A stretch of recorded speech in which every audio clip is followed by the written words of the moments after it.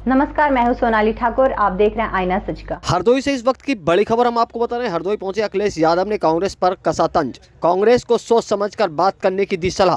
कांग्रेस नेता अजय राय के बयान पर जवाब देते हुए बोले अखिलेश यादव, समाजवादियों का आजमगढ़ से इमोशनल अटैचमेंट है तो दूसरे दल को इस पर टिप्पणी नहीं करनी चाहिए। अजय राय के बयान पर बोले अखिलेश यादव, बाप पिता तक न जाएं तो बेहतर होगा। उन्हें इस बात के लिए तैयार रहना चाहिए कि वे टिप्पणी करेंगे तो दूसरे दल के लोग भी टिप्पणी करेंगे। जहां तक इंडिया गठबंधन की बात है, जिन लोगों की आप बात कर रहे हैं, गठबंधन की बैठक में उनकी कुर्सी भी नहीं थी। साथियों का धन्यवाद देता हूं कि इस समय भी आपसे मुलाकात हो रही है और ये समाजवादी पार्टी के शिविर लोक जागरण कार्यक्रम लगातार इसी तरह चलते रहेंगे। कल शाहजहांपुर में था और आज ख़त्म हुआ है। हरदोई का आज शुरू हुआ है, कल ख़त्म हो जाएगा। मुझे उम्मीद है कि इन लोक जागरण कार्यक्रम के माध्यम से हमारे कार्यकर्ता जागरूक हो रहे हैं। कार्यकर्ताओं के सामने क्या चुनौती है, किन परिस्थितियों में किन चुनौतियों का मुकाबला करना है, उन तमाम चीज़ों को समाजवादी पार्टी के वरिष्ठ नेता कार्यकर्ताओं के बीच में पहुंचा रहे हैं। और मुझे उम्मीद है कि जो बदलाव हम 22 में चाहते थे, समाजवादी लोग उस बदलाव को नहीं कर पाए, लेकिन इस बार जब 24 का चुनाव होगा, चरम सीमा पर महंगाई, चरम सीमा पर बेरोजगारी, चरम सीमा पर अन्याय परिवर्तन होकर के रहेगा। और इस बार हरदोई और मिश्रिक लोकसभा दोनों समाजवादी जीतने जा रहे हैं। जो गठबंधन बन रहा है उसको लेकर जो कांग्रेस और आपके बीच में जो तंगी आई है, अजय राय जी ने आज माफी मांगते हुए आप पर फिर हमला बोला है। उन्होंने कहा कि उन्होंने अपने पिता का सम्मान नहीं किया तो वो हमारा क्या सम्मान करें। देखिए, बात पिता तक न पहुंचे तो अच्छी बात है। और जो पत्रकार साथी हमसे पूछ रहे हैं ये सवाल, जो कोई भी आपके माध्यम से सुने कि अगर समाजवादियों का आजमगढ़ से कोई इमोशनल अटैचमेंट है तो किसी भी दूसरे दल को वो टिप्पणी नहीं करनी चाहिए। अगर दूसरे दल के नेता टिप्पणी कर रहे हैं तो उन्हें इस बात के लिए भी तैयार होना चाहिए कि दूसरे दल के लोग भी टिप्पणी करेंगे। और जो जहाँ तक इंडिया गठबंधन की बात है, जिन लोगों के बारे में आप बात कर रहे हैं वो गठबंधन में कहीं उनकी कुर्सी तक नहीं थी जब इंडिया गठबंधन की बैठक हुई है। तो इंडिया गठबंधन एक अलग विषय है। और मध्य प्रदेश में क्योंकि समाजवादी पार्टी से बातचीत हुई थी, समाजवादी पार्टी को जो पहले से हमारी पार्टी और संगठन के प्रत्याशी जीते हैं या जहां पर हमारी पार्टी ने अच्छा वोट पाया है, उन्हीं पार्टी सीटों पर हमारी बातचीत हुई थी। अब ये कांग्रेस बताएगी क्यों नहीं हुई, वो बात ख़त्म हो गई अब। और मुझे उम्मीद है कि मध्य प्रदेश में समाजवादी पार्टी जिन सीटों पर लड़ी थी पहले, जहां पर पार्टी को वोट मिलेगा वहीं पार्टी लड़ेगी।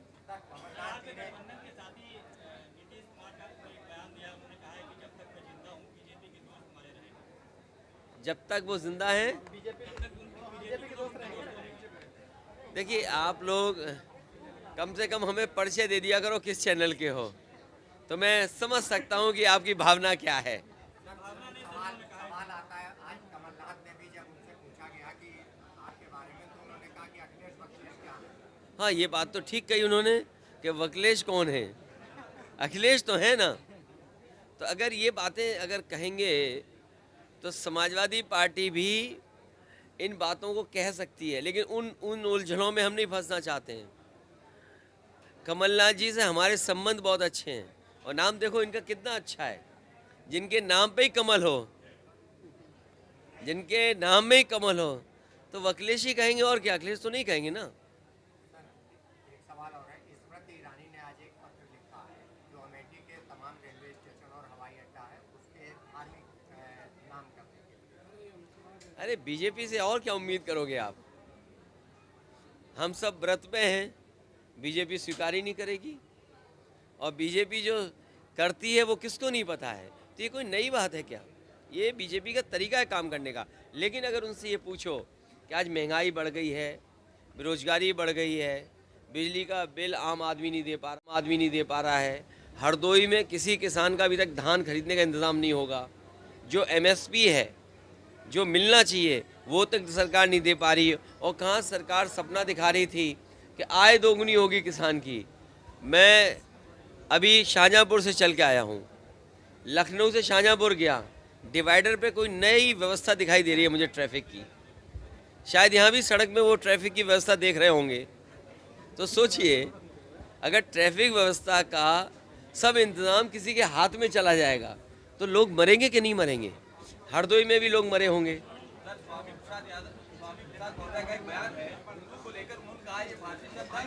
हम सब हिंदू हैं, आप भी हिंदू हो, हम भी हिंदू हैं।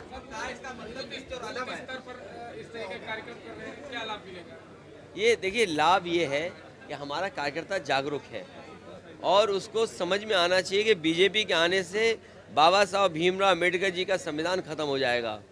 अभी आपने जिला पंचायत चुनाव देखे होंगे, MLC के चुनाव देखे होंगे।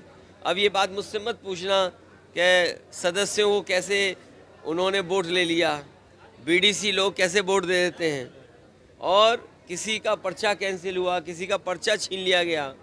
और आपको याद होगा, लखीमपुर बगल का जिला है जहाँ पर एक माता और बहनें जब नॉमिनेशन के लिए गई, उनका पर्चा किस तरह खींच लिया गया, साड़ी और कपड़े फाड़ दिए।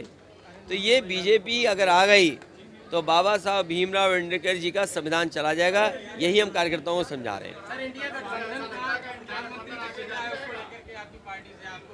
अरे अगर इंडिया गठबंधन में आप प्रधानमंत्री तक पहुंच गए, अभी हमारे पत्रकार साथी कुछ और पूछ रहे थे, मैं आपको बधाई देता हूं कि इंडिया गठबंधन का ही प्रधानमंत्री बनेगा। जातिगत जनगणना को लेकर कांग्रेस भी मुखर है, आप भी मुखर हैं। क्या बात है, इतने सीनियर जर्नलिस्ट हो, मुझे उम्र से आप लग रहा है कि आप सीनियर जर्नलिस्ट होंगे। ये कहिए कि कांग्रेस पार्टी अब मुखर हुई है। ये वही कांग्रेस पार्टी है जिसने जाति जनगणना के आंकड़े नहीं दिए, जाति जनगणना नहीं होने दिए। ये चमत्कार है, प्रखर मत बोलिए, ये चमत्कार है। क्योंकि सबको एहसास हो गया है कि जब तक पिछड़े, दलित और आदिवासी और अल्पसंख्यक भाइयों का साथ नहीं लोगे तो आप कामयाब नहीं होगे। आपने नहीं देखा, प्रधानमंत्री जी खुद कहते हैं हम पिछड़े हैं। तो अगर पिछड़े, दलित और आदिवासी और अगड़े भी कुछ अगर जाति जनगणना मांग रहे हो तो इसमें क्या बात है? तो ये तो चमत्कार सही है कि कांग्रेस पार्टी भी चमत्कार में आ गई और कह रही है उन्हें भी जाति करना चाहिए, क्योंकि उन्हें पता है कि वो वोट जो ढूंढते थे वो वोट अब उनके साथ नहीं है। नहीं, तल्खी की वजह ये नहीं है। तल्खी की वजह मैंने आपको बता दिया कि अगर आजमगढ़ के साथ किसी पार्टी के लोगों का इमोशन है तो दूसरे पार्टी के लोगों को बड़ा सावधान होकर के बोलना चाहिए, क्योंकि अगर वो आजमगढ़ के लिए बोल रहे हैं तो उनके भी क्षेत्र हैं जिनसे उनका भी इमोशन है। अगर हम लोग उस तरह की टिप्पणी करेंगे तो आपके पास जवाब नहीं होगा। कौन यादव है वो? ए पत्रकार भाई, अब उन्हें मत हाईलाइट को छोड़ो। स्वामी प्रसाद मौर्य हिंदुओं पे टिप्पणी करते अरे हम और तुम हिंदू हैं कि नहीं, ये बताओ। हम 9 दिन का व्रत रखे हुए हैं और आप भी हिंदू हो। अरे जाओ, आप चैनल चलाओ, जाके जाओ।